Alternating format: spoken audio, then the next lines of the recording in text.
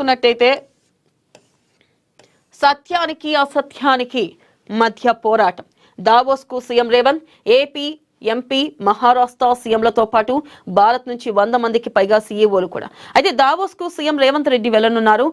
ఇక్కడ మనం చూసుకోవచ్చు ఏపీ, ఎంపీ, మహారాష్ట్ర సీఎంలతో పాటు భారత్ నుంచి 100 మందికి పైగా సీఈఓలు దావోస్ కి వెళ్ళనున్నట్లుగా తెలుస్తుంది. అయితే స్పిరిట్ ఆఫ్ డైలాగ్ థీమ్ తో జనవరి 19 నుంచి జనవరి 23 దాకా ఈ సదస్సు నిర్వహించనున్నారు.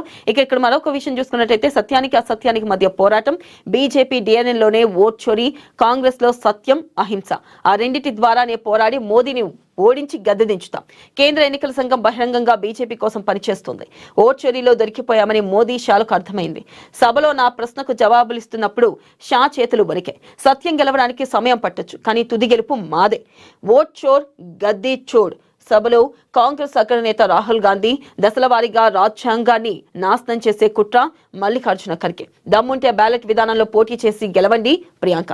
ప్రధానంగా మనం చూసుకున్నట్టయితే ఓట్ చోర్ గద్దె చోడ్ సభలో కాంగ్రెస్ అగ్రనేత రాహుల్ గాంధీ మాట్లాడడం జరిగింది. ఆయన ఒకటే అంటున్నారు, సత్యానికి అసత్యానికి మధ్య పోరాటం జరుగుతుంది.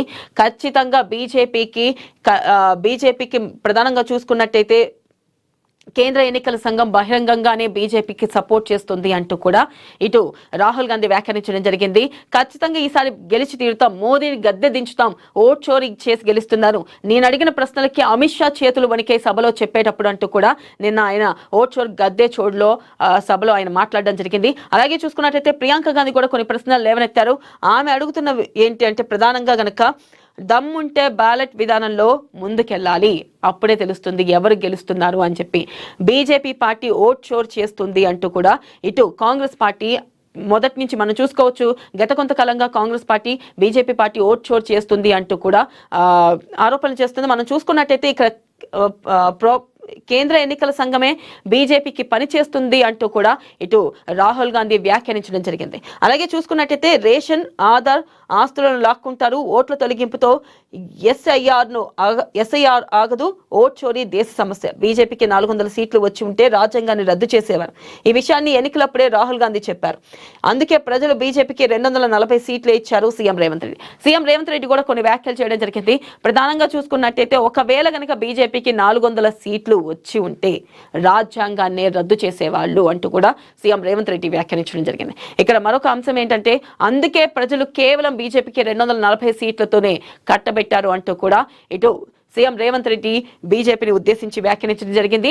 అలాగే రాహుల్ గాంధీ ఖచ్చితంగా ఈసారి సత్యానికి అసత్యానికి మధ్య పోరాటం జరుగుతుంది, ఖచ్చితంగా కాంగ్రెస్ పార్టీ గెలిచి తీరుతుంది అంటూ కూడా ఈ మేరకు ఆయన వ్యాఖ్యానించడం జరిగింది. మరో పక్కన బీజేపీ పార్టీ అంశం ఎలా ఉందంటే ఓట్ చోరీ జరిగిందంటున్నారు. ఎందుకు బీజేపీని విమర్శిస్తున్నారు, ఓట్ చోరీ మేము చేయలేదు అంటూ కూడా బీజేపీ వ్యాఖ్యానించడం జరిగింది. ప్రధానంగా చూసుకున్నట్టయితే గనక ఓట్ చోరీ దేశ సమస్య అంటూ కూడా ఇటు రాహుల్ గాంధీ వ్యాఖ్యానించడం జరిగింది. ఖచ్చితంగా ఈసారి కాంగ్రెస్ పార్టీ గెలుస్తుంది అంటూ కూడా ఇటు రాహుల్ గాంధీ కానీ అలాగే సీఎం రేవంత్ రెడ్డి కానీ ప్రియాంక గాంధీ కానీ వ్యాఖ్యానించడం జరిగింది. నిన్న జరిగిన ఓట్ చోర్ గద్దె చోడిలో ఈ మేరకు ఈ వ్యాఖ్యలు చేశారు. ప్రధానంగా చూసుకున్నట్టయితే ఇది వాళ్ళ పేపర్లోని ప్రధాన అంశాలు. మార్నింగ్ న్యూస్ మరొక ప్రోగ్రామ్తో మళ్ళీ కలుసుకుందాం. Keep watching ANN.